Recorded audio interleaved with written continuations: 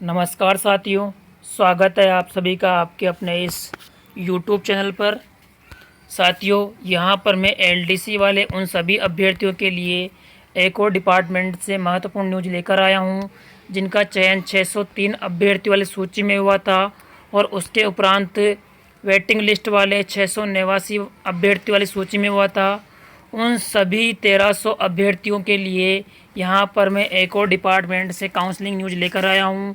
तो इसके बारे में जानने के लिए आप सभी वीडियो को पूरा देखिए, और यदि आप हमारे इस चैनल पर नए हैं तो चैनल को सब्सक्राइब कीजिए, साथ ही साथ बेल आइकन प्रेस करना ना भूलें दोस्तों, ताकि आगे आने वाली जो भी अपडेट्स हैं, जिस भी डिपार्टमेंट की न्यूज़ यहाँ मिलती रहेगी, वो मैं आपको प्रोवाइड करता रहूँगा।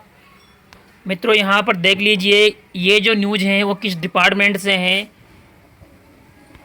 सबसे पहले आप यहाँ पर देखिएगा, राजस्थान सरकार वाणिज्यिक कर विभाग से जिन अभ्यर्थियों का चयन इस डिपार्टमेंट में हुआ है, उन अभ्यर्थियों के लिए यहाँ पर लिखा गया है, वाणिज्यिक कर विभाग में चयनित एवं आवंटित विद्यार्थियों के दस्तावेजों का सत्यापन एवं काउंसलिंग के संबंध में प्रशासनिक सुधार विभाग जयपुर के पत्रांक के अनुसार दिनांक 15/5/2021 में दिए गए दिशा निर्देशों के अनुसार राजस्थान कर्मचारी चयन बोर्ड जयपुर द्वारा आयोजित कनिष्ठ सहायक भर्ती परीक्षा 2018 में चयनित अभ्यर्थियों में कार्य ग्रहण नहीं करने वाले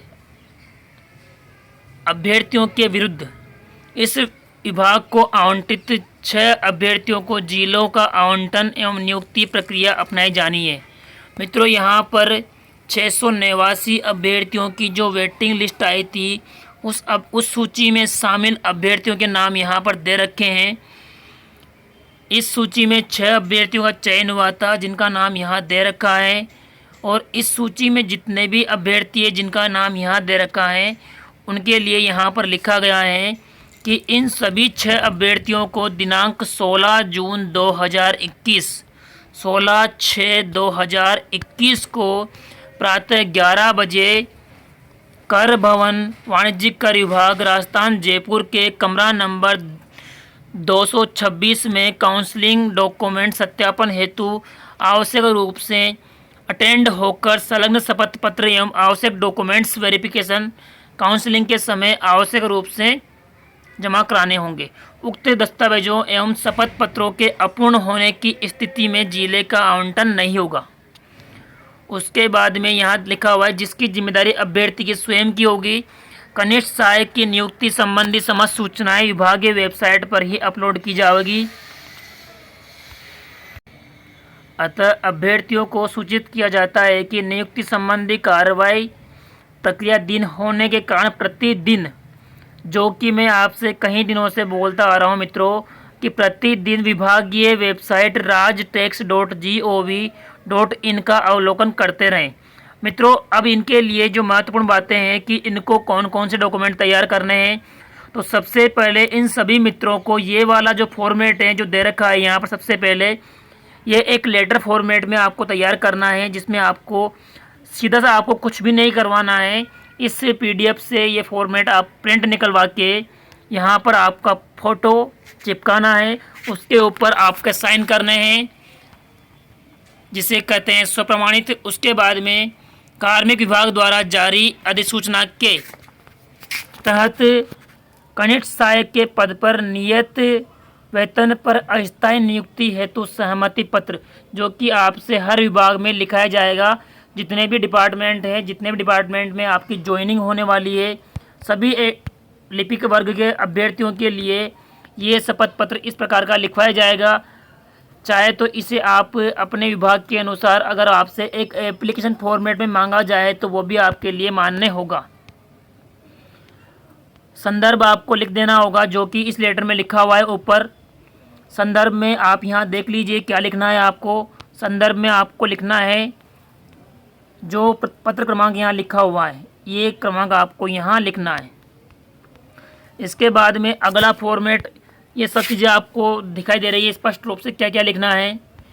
और उसके बाद में ये जो फॉर्मेट दे रखा है प्रपत्र 2, प्रपत्र 2 दे रखा है। इस प्रपत्र 2 का तात्पर्य क्या है? इस प्रपत्र को तैयार करवाना है और इस प्रपत्र को तैयार करने के लिए आपको 2 जिम्मेदार व्यक्तियों के साइन करवाने होंगे।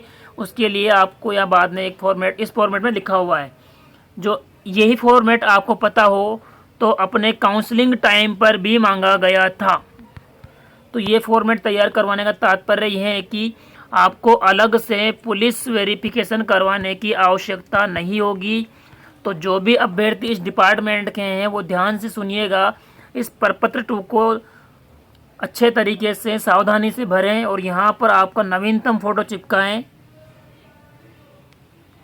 अब इसमें समस्त चीज़ें भरने के बाद में आपको ध्यान देना होगा कि यहाँ पर जो लिखा हुआ है name of 2 responsible persons of your locality, तो यहाँ पर अपने एरिया के, अपने मोहल्ले के किन्हीं 2 जिम्मेदार व्यक्तियों के सिग्नेचर, उनका पूरा नाम पता वगैरह यहाँ पर फिल करना होगा। उसके बाद में अभ्यर्थी के सिग्नेचर वगैरह, और यहाँ पर किसी भी एक ऑथोराइज पर्सन, एक गजेटेड अधिकारी के साइन यहाँ करवाने होंगे, चाहे कोई भी हो, आपके मिलने वाला हो या कोई भी हो, उसके साइन और उसकी डिटेल्स यहाँ भरनी होगी। ये आपको ध्यान रखना हो। इसके बाद में अगली अपडेट यहाँ पर देख लीजिए। यहाँ पर जो परफॉर्मे दे रखे हैं, आपको इतने परफॉर्मे तैयार करने की कोई ज़रूरत नहीं है, लेकिन यहाँ पर प्रपत्र में अलग अलग चीज़ दे रखी हैं।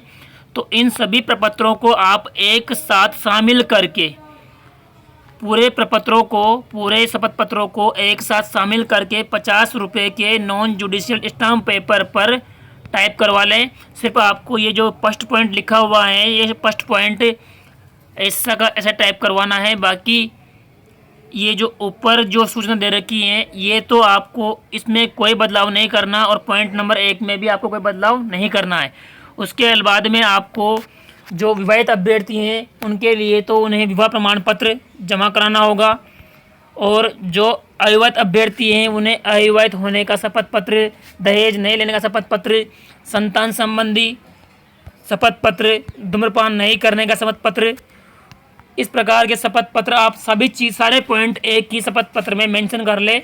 उसकी आपको समस्त प्रकार के अलग अलग शपथ पत्र शामिल करने की कोई ज़रूरत नहीं है।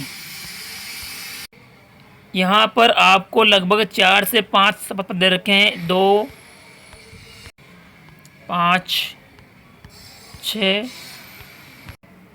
ये 7वें नंबर का है इस प्रकार से, और ये 8वें नंबर का, ये भी आपको तैयार करना है। 8वें नंबर का जो शपथ पत्र है वो भी आपको अलग से तैयार करना है, जो आपको पहले एक परफॉर्मा दिया गया है वो, और प्रपत्र नंबर 8 आपको अलग से तैयार करना है, जो कि प्रपत्र नंबर 1 और प्रपत्र नंबर 8 आपको पुलिस वेरिफिकेशन अलग से नहीं करवाने के लिए तैयार करवाना है। पुलिस वेरिफिकेशन विभाग अपने स्तर पर करवा लेगा, अर्थात आपका जो पुलिस वेरिफिकेशन है विभाग के द्वारा किया जाएगा। इसके अलावा कोई नई चीज़ नहीं है, सारी चीज़ें यहाँ पर कॉमन है। ये जो पॉइंट यहाँ लिखा हुआ है प्रपत्र 9 में, ये भी आप शपथ पत्र नंबर 1 जो कि पुलिस वेरिफिकेशन के अलावा जो अलग से शपथ पत्र हैं, दहेज, शादी वगैरह, उसमें ही इस पॉइंट को आप शामिल कर दें। इसके लिए भी आपको अलग से कोई शपथ पत्र बनवाने की आवश्यकता नहीं है। सिर्फ आपको पहले 3 पॉइंट अवश्य रूप से सेम रखने हैं, बाकी सभी पॉइंट को सेम करने की आवश्यकता नहीं है। और आगे भी इसी प्रकार सभी डिपार्टमेंट की जो जो अपडेट मुझे मिलती रहेगी मैं आपको प्रोवाइड करता रहूँगा। इसके लिए आप हमारे चैनल को सब्सक्राइब करना ना भूलें, ताकि आने वाले जब भी डिपार्टमेंट की न्यूज़ है वो आपको मिलती रहे।